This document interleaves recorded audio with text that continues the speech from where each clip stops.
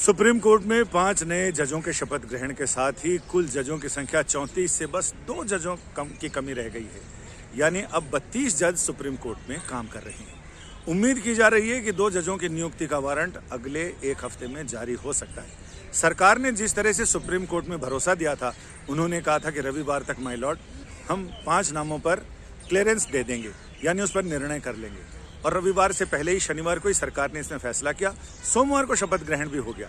अब हम ये बात करते हैं कि इन 5 जजों की नियुक्ति के बाद अभी सुप्रीम कोर्ट ने तीन हाई कोर्ट में 13 जजों की नियुक्ति का आदेश जारी किया है। लेकिन इधर अधिसूचना जारी हुई, उधर एक मामला सुप्रीम कोर्ट में पहुंचा।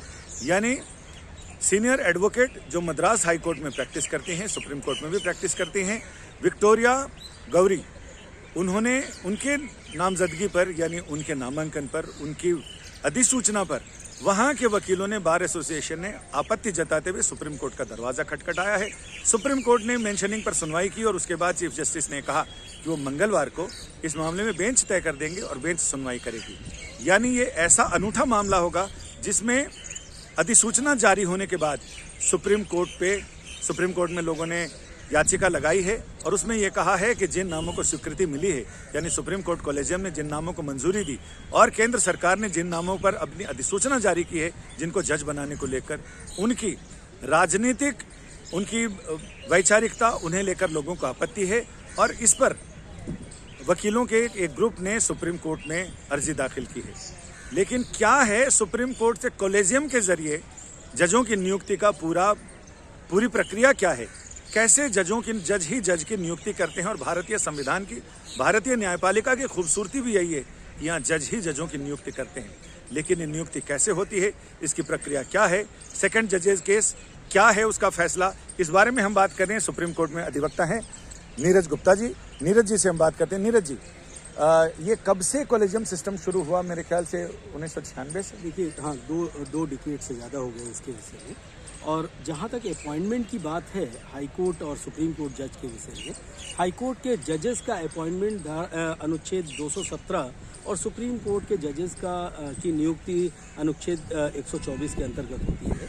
इसके संदर्भ में जब से कॉलेजियम सिस्टम आया, कॉलेजियम सिस्टम के हिसाब से जब किसी हाई कोर्ट के जज की नियुक्ति करनी होती है तो जिस हाई कोर्ट के जज की नियुक्ति है उसका चीफ जस्टिस और उसके 2 और जज उसके विषय में चर्चा करते हैं और कुछ नाम राज्य सरकार को और सुप्रीम कोर्ट को रिकमेंड करते हैं। फिर उस पर सुप्रीम कोर्ट की कॉलेजियम बैठती है और उसके साथ साथ अगर कोई जज सुप्रीम कोर्ट में उस कोर्ट का बैठा है या उस कोर्ट में नियुक्त रहा है जो सुप्रीम कोर्ट में अभी है, उससे भी चर्चा करते हैं और उसके बाद जो उचित कैंडिडेट है उसको सेंट्रल गवर्नमेंट को रेकमेंड कर देते हैं और सेंट्रल गवर्नमेंट सभी से इनपुट लेकर के उसके बाद निर्णय लेती है किस जज की नियुक्ति करनी चाहिए या नहीं करनी चाहिए, वो उसको कंफर्म कर। यानी खुफिया रिपोर्ट के आधार पर ही कई बार केंद्र सरकार सुप्रीम कोर्ट कॉलेजियम का नाम वापस भी भेजती है कि ये इनके खिलाफ रिपोर्ट है, नेगेटिव रिपोर्ट है, इसको भी आप एक बार देख लें और कंसीडर कर लें। देखिए, कोई भी अगर किसी व्यक्ति के नाम पर कोई ऑब्जेक्शन आता है, या तो वो गवर्नर के थ्रू आए या राज्य सरकार से आए या किसी और स्टेक होल्डर से आए, तो उसकी जिम्मेदारी सरकार या सुप्रीम कोर्ट कॉलेजियम दोनों को ही होती है कि उस पर वो चर्चा करे और उस पर उसको सोच करके अगर कोई नाम सरकार वापस करती है तो सुप्रीम कोर्ट उसको रिकंसीडर करता है और उसमें जैसा उसका मत होता है उसको आगे बढ़ाता है। आपको एक चीज़ ये भी बता दें कि इनसे हम चर्चा जारी रखेंगे क्योंकि कई ऐसे मुद्दे हैं जिन पर नीरज जी की राय, नीरज जी से हम जानना चाहेंगे। लेकिन कॉलेजियम 2 स्तरीय होता है सुप्रीम कोर्ट में। अव्वल तो सुप्रीम कोर्ट में अगर हाई कोर्ट के जजों की नियुक्ति या उनके ट्रांसफर का मामला है तो उसमें चीफ जस्टिस और उनके बाद वरिष्ठता क्रम में 2 जजेज होते हैं।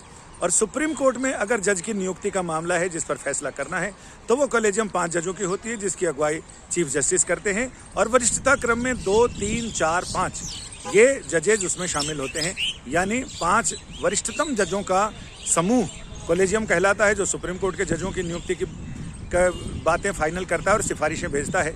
और हाई कोर्ट के जजों की नियुक्ति की बात हो तो उसमें 3 जज होते हैं। हर एक हाई कोर्ट में चीफ जस्टिस और उनके साथ वरिष्ठता क्रम में 2 सीनियर जज कॉलेजियम के सदस्य होते हैं जो वहाँ से जजों के नाम भेजते हैं, जिनमें या तो वकील होते हैं जिनको जज बनाने के लिए सिफारिश की जाती है, या फिर न्यायिक अधिकारी होते हैं जो निचली अदालतों के अधिकारी होते हैं जिनको हाईकोर्ट का जज बनाने की सिफारिश की जाती है।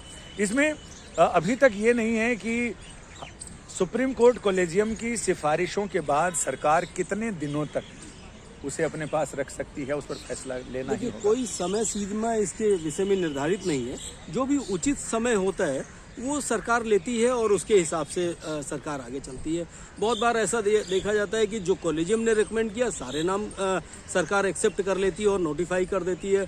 बहुत बार ऐसा होता है उसमें से कुछ नाम ड्रॉप कर देती है, सारे ही नाम के लिए फिर वापस कर देती है सुप्रीम कोर्ट को रिकंसिडर करने। लेकिन कोर्ट, सुप्रीम कोर्ट कॉलेजियम और सुप्रीम कोर्ट में सुनवाई के दौरान भी जस्टिस कौल कई बार कह चुके हैं कि जब हमने दूसरी बार भेजा है, you have to consider it, आपको इस पे फैसला लेना है और करना है। देखिए, वो सुप्रीम कोर्ट में अभी ये मामला लंबित है और सुप्रीम कोर्ट ने कई बार ये रिआइट्रेट किया है कि अगर एक बार हमारे पास नाम वापस आया, अगर हम उसको रिआइट्रेट करते हैं तो सरकार उस पर उसकी बाइंडिंग है। लेकिन ये मामला अभी भी कोर्ट में पेंडिंग है और कोर्ट ने डिसीजन लेना है। लेकिन मुझे लगता है कि अगर कॉलेजियम सिस्टम प्रिवेल कर रहा है और सुप्रीम कोर्ट का कॉलेजियम अगर सुप्रीम है, तो अगर वो सेकेंड टाइम अगर रिकमेंड कर देता है तो गवर्नमेंट की पावर उसमें बहुत कम हो जाती है कि गवर्नमेंट उसको रिजेक्ट कर सके। लेकिन ये मामला अभी भी कोर्ट में विचाराधीन है। कोर्ट और जो भी आगे सरकार अपना पक्ष रखेगी उसके हिसाब से निर्णय होगा कि क्या आगे क्या प्रैक्टिस फॉलो होती है इसमें। क्योंकि इसमें जो खींचतान की वजह है उसमें ये भी है कि कुछ नामों को सुप्रीम कोर्ट कॉलेजियम 2 बार भेज चुका है, लेकिन इसके बावजूद सरकार उस पर चुप्पी साधे बैठी है। देखिए, ये सरकार का अपना प्रोरेगेटिव है, सरकार को किस तरीके से उसको आगे बढ़ाना है। और अगर सरकार अगर नहीं कर रही तो उसके पास उसके वैलिड रीज़न होंगे। और सरकार अगर और सुप्रीम कोर्ट उसको ऑलरेडी देख रही है, तो मुझे लगता है इसके विषय में आज मेरी तरफ से कोई टिप्पणी शायद उचित ना हो। और ये सुप्रीम कोर्ट इस मामले को डिसाइड करेगी कि आगे की क्या प्रक्रिया रहेगी और क्या पावर कॉलेजियम की है और सरकार के क्या राइट्स होंगे। उस पर चर्चा चल रही है, देखते हैं कहाँ तक क्या नतीजा आता है। नीरज जी, आपका बहुत बहुत शुक्रिया। आपने हमारे दर्शकों की जानकारी बढ़ाई और उन्हें बताया कि आखिर कॉलेजियम सिस्टम क्या है और कैसे चीजें आगे बढ़ती हैं। फिलहाल सुप्रीम कोर्ट में मामला चल रहा है जिसमें सरकार अपनी दलीलें दे रही है। और आपको ये भी बता दें कि जिस समय एनजेएसी लेकर सरकार आई थी और सुप्रीम कोर्ट ने उसे निरस्त कर दिया था, उसके बाद सुप्रीम कोर्ट ने कहा था कि हम अपने अंदर सुधार करेंगे, हम कॉलेजियम सिस्टम को सुधारेंगे। और उसको सुधारते हुए ये भी तय किया गया था कि जहां भी किसी भी कैंडिडेट के खिलाफ अगर कोई नेगेटिव रिपोर्ट मिलती है या कहीं से आम जनता भी शिकायती चिट्ठी भेज देती है दस्तावेजी सबूतों के साथ, तो सुप्रीम कोर्ट कॉलेजियम उस उम्मीदवार जज को यहाँ बुलाएगा और यहाँ बुलाकर उनसे बात करेगा कि आखिर जो रिपोर्ट हमें मिली है उसकी सच्चाई क्या है, उसके बारे में उनसे सफाई मांगी जाएगी। यानी उनका एक इंटरव्यू टाइप किया जाएगा और उसके बाद होगा। फिलहाल केंद्र सरकार का ये कहना है कि वो संविधान ने सबको, न्यायपालिका और कार्यपालिका को अपने अपने अधिकार दिए हैं और एक दूसरे की सीमा रेखा का सम्मान करना चाहिए, लक्ष्मण रेखा का सम्मान करना चाहिए। मामला अभी सुप्रीम कोर्ट में चल रहा है जिसमें कोर्ट ने पिछले शुक्रवार को सुनवाई के दौरान ये साफ कहा था कि सरकार बार बार ये कह रही है कि वो इस पर निर्णय लेगी और निर्णय ले रही है। ये दोनों वाक्य, जुमले अलग अलग अर्थ बताते हैं। सरकार को ये सुनिश्चित करना होगा कि वो कब हमारी सिफारिशों पर निर्णय ले रही है।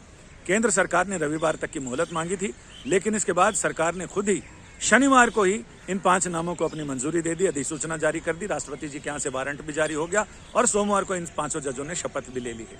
फिलहाल कई नामों को लेकर अब जैसे मद्रास हाई कोर्ट में जो नाम है विक्टोरिया गौरी का, उस नाम को लेकर भी अभी विवाद चल रहा है। अब देखते हैं कि मंगलवार को इस मामले में कौन सी बेंच सुनवाई करेगी और उस पीठ में सुनवाई का नतीजा क्या होगा। संजय शर्मा, दिल्ली, आज तक।